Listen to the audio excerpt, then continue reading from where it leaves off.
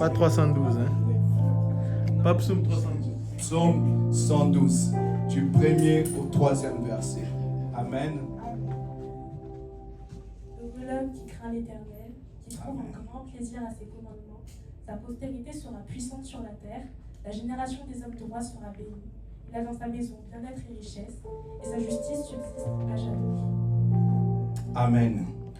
Louez l'Éternel. Heureux l'homme qui craint l'Éternel, qui trouve un grand plaisir à ses commandements. Sa postérité sera puissante sur la terre. La génération des hommes droits sera bénie. Il a dans sa maison bien-être et richesse, et sa justice subsiste à jamais. Amen. On peut s'asseoir. Le dimanche 3 août, nous avons parlé sur des chaînes liées à nos origines. Et certaines choses nous bloquent, certaines choses nous limitent pour toucher à notre bénédiction.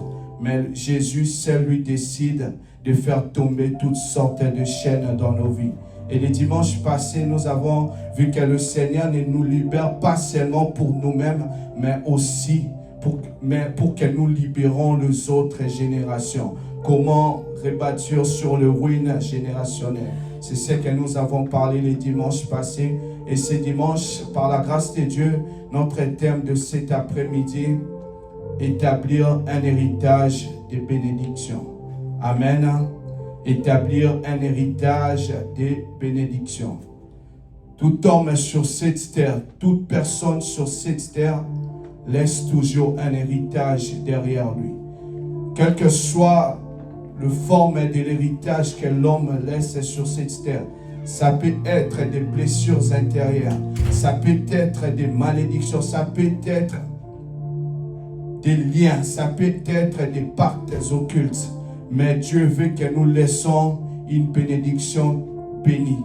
Une bénédiction qui va traverser plusieurs générations. Pas seulement pour toi, pas seulement pour tes enfants, même tes futurs enfants. Même les enfants de tes enfants. Qu'eux aussi bénéficient de cette bénédiction-là. Le plan de Dieu pour nous aujourd'hui ne s'arrête pas seulement à reconstruire, mais il veut que nous laissons un héritage qui va traverser, qui va porter ses fruits dans plusieurs générations. Amen. La Bible déclare dans le livre de Proverbes au chapitre 13, verset 22, l'homme de bien laisse un héritage aux enfants de ses enfants. Donc cet après-midi, il y a des hommes qui sont bien. Il est important que nous laissons des héritages qui traversent plusieurs générations. Des bénédictions qui ne s'arrêtent pas seulement sur nous. Des bénédictions qui s'arrêtent au-delà même de ce que nos yeux peuvent imaginer. Au-delà de ce que même si peut-être tu ne vas pas voir les enfants de tes enfants, mais pense déjà à cela, un héritage qui va traverser toutes ces générations-là. Donc nous avons pour mission de laisser des héritages générationnels. Amen. Ce que nous bâtissons doit survivre. Ce que nous bâtissons aujourd'hui doit traverser des générations futures, doit rentrer dans des générations, même lorsque tu n'es pas là, que tes enfants parlent de toi, que tes petits-enfants même aussi parlent de toi. Nous avons eu un grand-père, il nous a laissé ça, il nous a laissé telle chose. Donc il est important de vivre et de penser à cela. Nous ne vivons pas seulement pour nous, mais nous vivons aussi pour les autres, car des vies en dépendent de nous. Amen. J'aimerais dire à quelqu'un cet après-midi, ce que nous sèmons aujourd'hui, ce que nous faisons aujourd'hui, sont des récoltes pour des générations futures. Si tu fais le mal, tes enfants aussi vont récolter le mal. Donc il est important de faire du bien, afin que tu laisses un héritage béni, un héritage de bonnes sémences. Amen. Le fondement d'un héritage béni, la première des choses, comme nous venons de lire, la Bible commence « Louez l'Éternel ». Heureux l'homme qui craint l'Éternel. Le fondement d'un héritage béni, c'est d'abord la crainte de l'Éternel et l'amour pour sa parole. si tu ne crains pas l'Éternel, si tu n'as pas l'amour vers l'Éternel, ne t'attends pas à recevoir, je ne sais pas moi, des mines d'or. Ne t'attends pas à cela. Tu peux le recevoir, mais je t'assure, mon frère, ma soeur, que cela va disparaître après. Une fois que tu pars, ça va disparaître.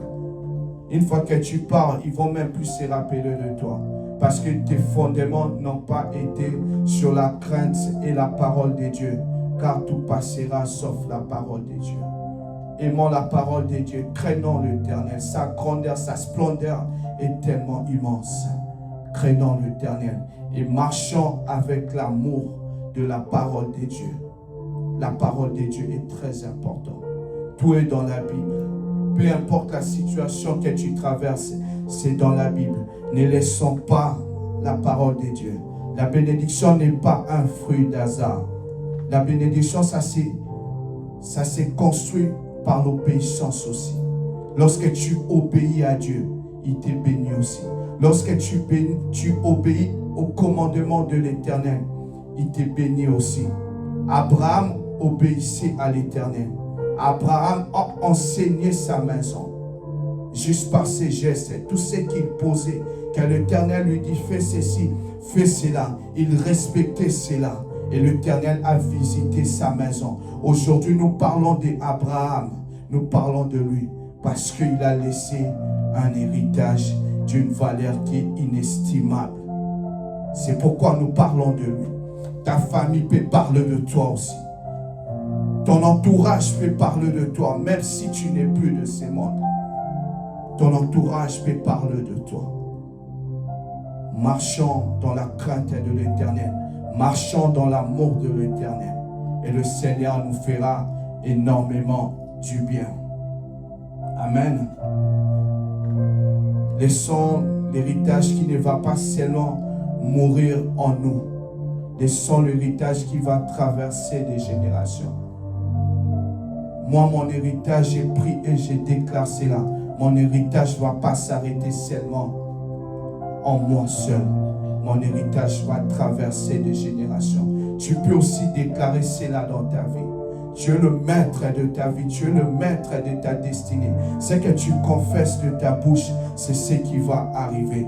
Il est juste important de respecter le principe de la vie, de respecter le loi de la vie. La vie est faite de lois. Nous devons le respecter.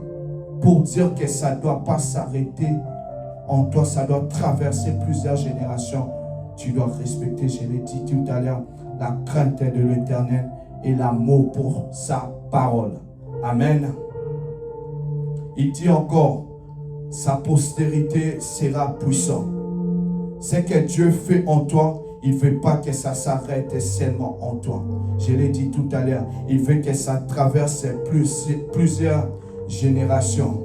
Même quand Salomon s'est égaré de l'Éternel, dans le livre de 1 Roi au chapitre 11, du 1er au 13e verset, Dieu dit à Salomon, à cause de David, ton père. Donc ce que tu fais aujourd'hui, ton enfant peut se désorienter.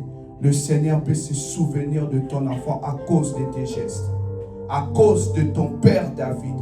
Il y a d'autres combats, je l'ai dit le dimanche passé.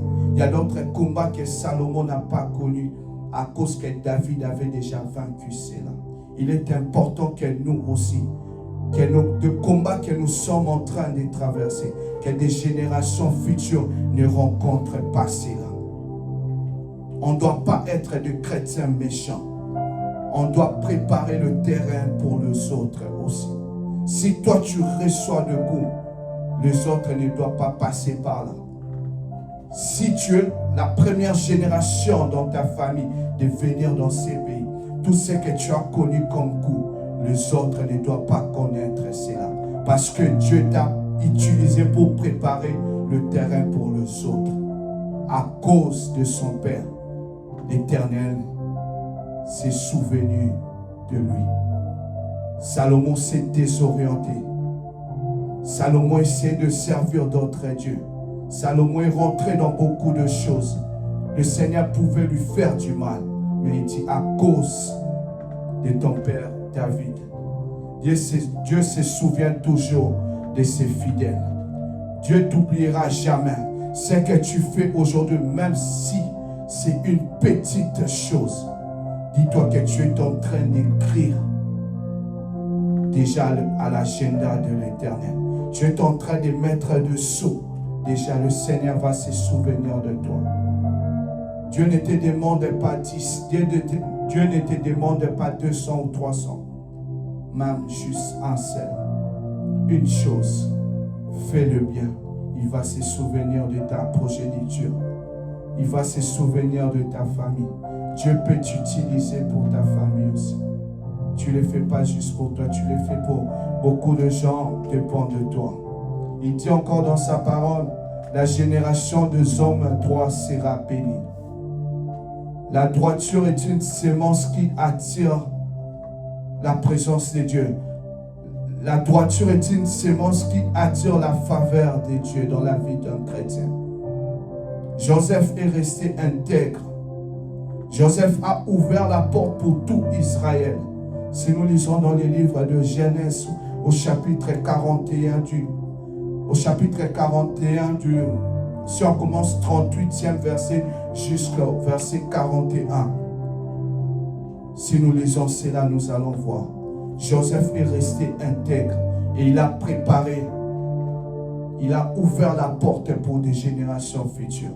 Si tu es intègre, ton intégrité donne accès à l'Éternel de te faire faveur à ta famille, de faire faveur même à ton entourage, parce que il n'y a pas seulement toi, il y a tes amis, il y a ta famille. Je parle de famille élargie ou famille restreinte, je parle de tout ça. Il n'y a pas seulement toi, il y a beaucoup de personnes. Dieu t'utilise pour beaucoup de personnes. Dieu t'utilise pour toute une nation. Soyons des hommes et des femmes intègres. Il dit encore dans sa parole, il a dans sa maison bien-être et richesse. La bénédiction, elle est d'abord spirituelle et ensuite matérielle. Car le spirituel produit du matériel. D'abord, Job, après les épreuves qu'il a eu à passer, Dieu l'a donné le double de ce qu'il avait avant. C'est d'abord spirituel avant que cela soit matériel. C'est pourquoi de choses qu'on a besoin, on commence d'abord à prier, on commence à les demander. Des paroles sont des fois spirituelles. Il y a des mots, il y a des paroles que nous sortons de nos bouches. Il y a une puissance et une force derrière cette parole. Après, ça amène à l'existence de ce que tu as dit dans le secret. Dans le secret, ce que tu dis, personne ne le sait. Ce que tu désires, personne ne le sait. Ce que tu as besoin peut-être aujourd'hui, ce que tu as besoin demain, personne ne le sait. Tu peux dire un peu, mais tu gardes d'autres choses seulement pour toi. Il est important d'être des hommes et des femmes spirituels. Parce que dans les choses de Dieu, ce sont des hommes et des femmes spirituels. Si nous pesons spirituellement, au niveau matériel, ça va être facile. Parce que spirituellement, si tu ouvres juste ta bouche et tu demandes, même si ça va prendre du temps, peu importe le nombre de temps que ça va prendre, j'aimerais te dire que cela va arriver dans ta vie. Crois et la foi. Le Seigneur ne va pas te laisser. Je ne connais pas ta situation, je ne connais pas tes combats. Mais j'aimerais dire à quelqu'un cet après-midi de croire seulement, de placer sa confiance à l'Éternel. Rentre dans la spiritualité avec Dieu et il ne va jamais te laisser. Il n'est pas un homme pour mentir. Moi, je peux te mentir, je peux dire quelque chose et je ne le fais pas après. Mais Christ, lorsqu'il dit quelque chose, il le fait toujours. Et cela s'accomplit toujours dans nos vies. Amen. Il dit encore dans sa parole, sa justice subsiste à jamais. Ce que Dieu bâtit en toi ne s'arrête pas seulement à toi. tes prières, tes sacrifices d'aujourd'hui, tout ce que tu es en train de t'investir dans les choses de Dieu, ça ne s'arrête pas seulement à toi. Ça ne s'arrête pas seulement à toi. Tu ne bâtis pas seulement pour toi, tu bâtis pour tes enfants, même tes petits-enfants. C'est comme cette église. Tout ce que nous sommes en train de faire ici, ce n'est pas pour le pasteur, ce n'est pas pour le frère Guettel, la sœur Maya, mais ce n'est pas pour moi, ce n'est pour personne. C'est pour que ça reste. Nous tous, nous allons partir, nous tous, nous allons passer. Mais le nom de l'Éternel est ici, va rester des générations et des générations. Ce que nous sommes en train de faire aujourd'hui, c'est pour des générations futures aussi. Amen. Donc, il est important d'avoir le renouvellement de l'intelligence à ces choses-là. J'étais juste en train de développer le verset que nous venons de lire ici, mot par mot, phrase par phrase, et nous allons comprendre comment établir un héritage béni. Ce que Dieu fait en toi ne mourra pas seulement en toi. Ça va traverser des générations. Ce que Dieu fait dans ta maison ne va pas rester seulement dans ta maison. Partout où tu iras, peu importe le pays où tu vas aller, ça va te suivre. Ça va te suivre. Tu es condamné à réussir. Tu es condamné à recevoir la bénédiction éternelle parce que tu es dans les choses de Dieu. Parce que tu donnes ta vie à l'Éternel. Tu es condamné à cela pour toute ta vie. Amen. Comme Jacob et Job, par-dessus tout, ils ont laissé le Dieu qu'ils ont connu. Peu importe ce qu'ils avaient comme bien, peu importe ce qu'ils avaient comme richesse. C'était des hommes très riches. Ils avaient beaucoup de choses. Ils avaient de l'or, ils avaient des bétails, ils avaient beaucoup de choses.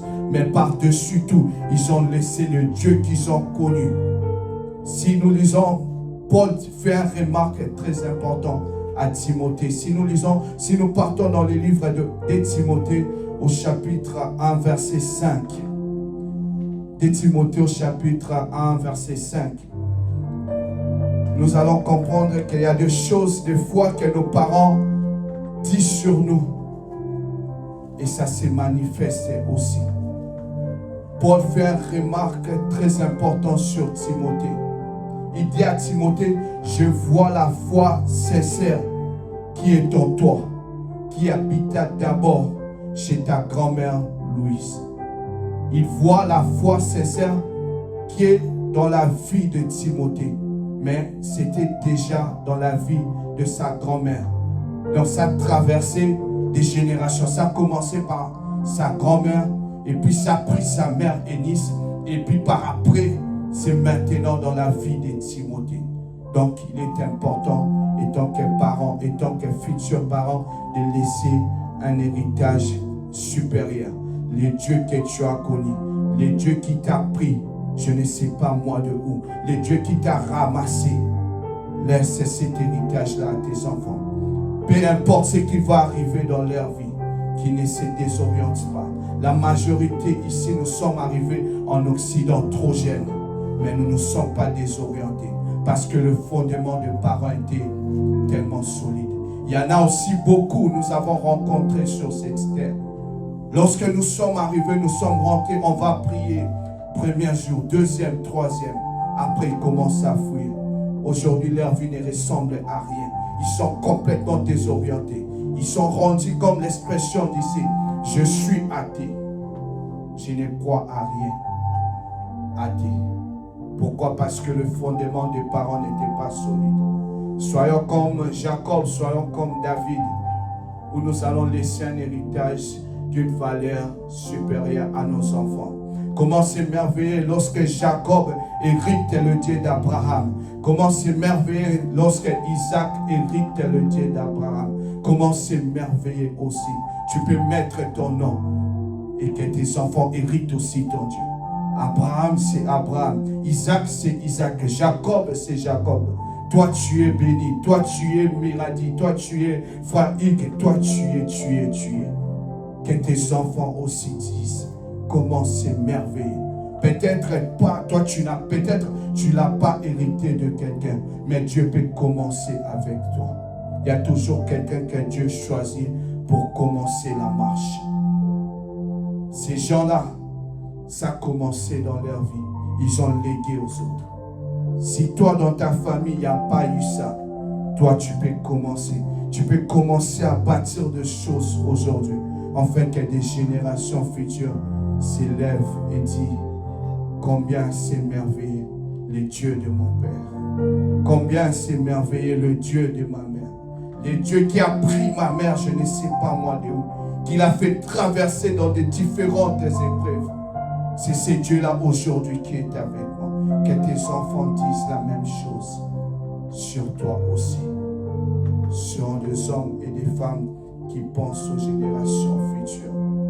Ce que tu fais aujourd'hui va beaucoup influencer tes enfants, même s'ils ne sont pas là.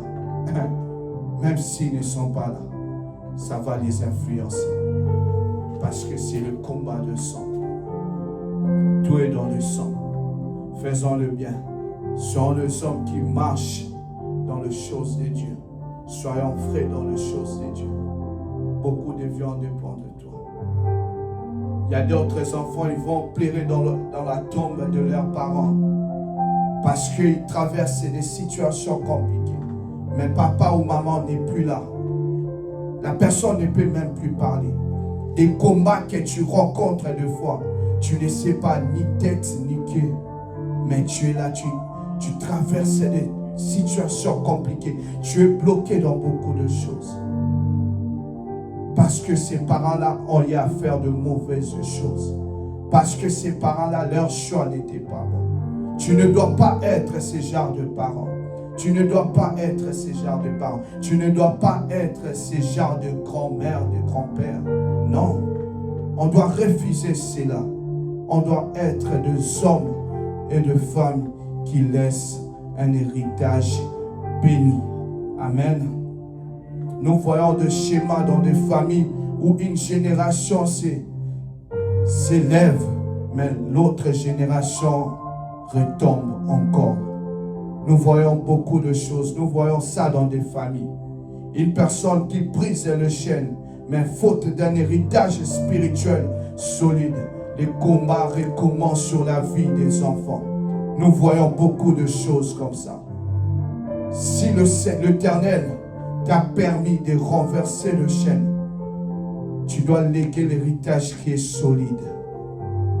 Tu dois léguer l'héritage qui est très solide et efficace pour que des générations futures ne souffrent pas. Pour que même toi-même tu ne souffres pas. Parce que ta vie, tu as encore une vie sur cette terre. Tu ne mourras pas, tu vivras. Ta vie est là encore. Mais avant que tu pars, tu dois bien vivre aussi sur cette terre. Bien vivre dans les choses de Dieu. Si tu vis bien sur cette terre, ça garantit aussi le royaume de l'Éternel. Vivons bien. Ce que Dieu désire par-dessus tout, c'est que nous avons obtenu par des sacrifices, c'est que nous avons obtenu par des batailles spirituelles, c'est que nous avons obtenu par des sacrifices, par de nuits blanches, par le froid de ces pays, que ça traverse des générations, qu'ils ne rencontrent pas cela, qu'ils rencontrent des choses bénies, des choses avec beaucoup de facilité, des choses avec beaucoup de souplesse. C'est ces choses-là que Dieu veut que tu laisses après ta mort. C'est ces choses-là que Dieu veut. Dieu ne veut pas que tu laisses la malédiction dans ta famille. Dieu ne veut pas que tu laisses des échecs dans ta famille. Dieu ne veut pas que tu laisses de dettes dans ta famille. Dieu veut que tu laisses de bonnes choses dans ta famille. Pour établir un héritage béni, la première des choses, rompre les silences familiales et construire des repères spirituels. Bien-aimés dans le Seigneur, si nous lisons dans le livre de Josué au chapitre 4, verset 5 jusqu'au verset 7, Dieu n'a pas voulu que son miracle au Jourdain soit oublié. Il a ordonné de dresser des pierres comme témoignage.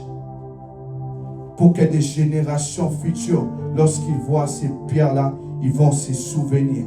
Ils vont savoir que telle pierre veut dire ça, telle chose veut dire ça.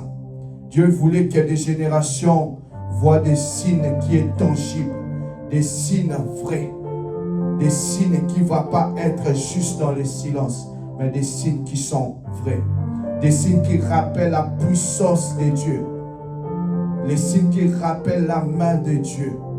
Des signes comme ça, c'est ce que Dieu a voulu. Lorsque vos enfants demanderont, vous leur répondrez. Le miracle ne doit pas rester seulement silencieux, mais le miracle doit devenir des histoires qui sont vivantes. Un miracle doit être vivant. Il faut parler de ça. Dieu a fait telle chose dans ma vie. Dieu a fait telle chose dans ma vie. Il faut parler, il faut dire ça aux enfants. C'est très important. Abraham bâtissait plusieurs autels. Partout où l'Éternel Dieu lui parlait, il bâtissait des autels. Ces autels-là restent des témoignages pour nous aujourd'hui. Les dangers, lorsque nous gardons silence, fait que des générations futures souffrent. Fait que des générations futures ont du mal à chercher la délivrance. Parce que lorsqu'ils passent dans des situations compliquées, pour eux c'est normal. Il est important de ne pas garder silence. Il est important de parler. Il est important de prendre les enfants, de leur parler des réalités. Il est important de les dire des choses. Il est important. Chaque génération, il ne faut pas que des générations futures recommencent tout à zéro. Il faut qu'il y ait la continuité dans différentes choses dans nos vies. Évitons que tout recommence à zéro. Soyons des hommes et des femmes qui ne gardent pas silence pour ce que le Seigneur a fait dans nos vies. Parlons et disons, donnons des témoignages.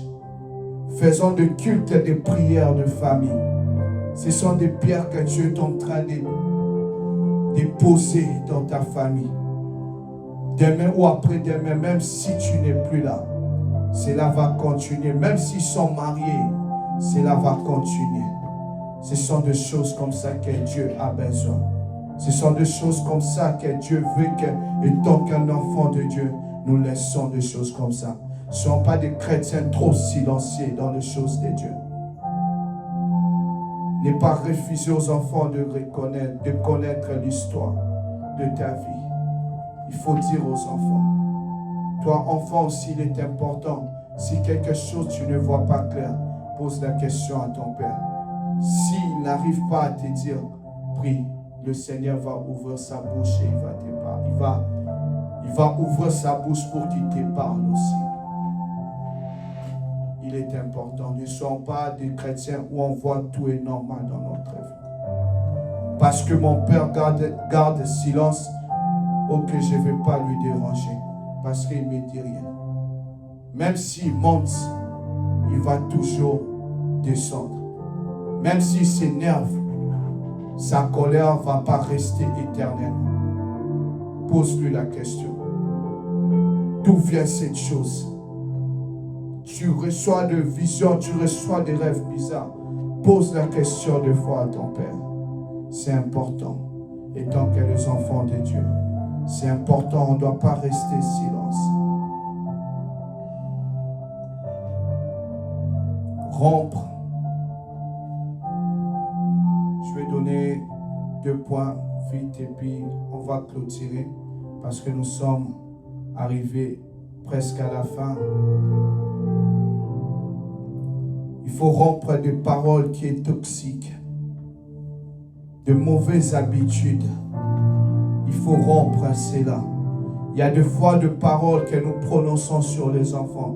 Des paroles aujourd'hui qui laissent des blessures intérieures dans la vie des enfants. La vie et la mort sont au pouvoir de la langue. S'ils ont prononcé de mauvaises paroles sur toi, Dieu est là pour changer ces paroles-là. Si ils l'ont fait, toi tu ne dois pas le faire pour tes enfants. Il ne doit pas y avoir continuité. Il faut briser certaines choses. Parce que moi, on m'a insulté. Parce que moi, on me dit que je ne suis pas comme ça. Je dois dire la même chose aux enfants. Rebecca a transmis le mensonge à Jacob. Et Jacob aussi a transmis cela à ses fils. Si nous partons dans le livre de Genèse 27, Genèse 37, nous allons voir cela. On ne doit pas laisser des héritages qui sont négatifs, des paroles blessantes. Beaucoup d'entre nous marchons aujourd'hui avec des blessures intérieures. Approche-toi à l'Éternel. Demande la guérison, que Christ te guérit. Mais aussi tu as pour mission de ne pas transmettre aux générations futures ce que tu as connu. Enseigner les enfants la crainte de Dieu comme une valeur familiale centrale. Il est important de parler aux enfants les choses de Dieu, de montrer aux enfants le chemin de Dieu. C'est très important. Transmettons ces choses-là à nos enfants. Que les enfants craignent l'Éternel. Que tu sois là ou que tu ne sois pas là. Que tes enfants craignent l'Éternel. Depuis que j'ai quitté la maison de mes parents, je n'ai pas eu besoin de mon père des fois là. J'ai parti à l'église, qu'il soit là, qu'il ne soit pas là. J'ai parti à l'église parce que quand tu ne partais pas, quand on était à l'église, on te versait l'eau le matin à ma lit pour que tu te réveilles juste. Je n'ai pas eu besoin de lui. Laissons à nos enfants la crainte de l'Éternel. C'est important parce que des difficultés qu'ils vont rencontrer, ils vont se souvenir. Il y a un Dieu quelque part. Pas il y a un père, il y a mon père quelque part. Non, il y a un Dieu. Parce que toi tu vas mourir, je vais mourir. Mais lui vit éternellement.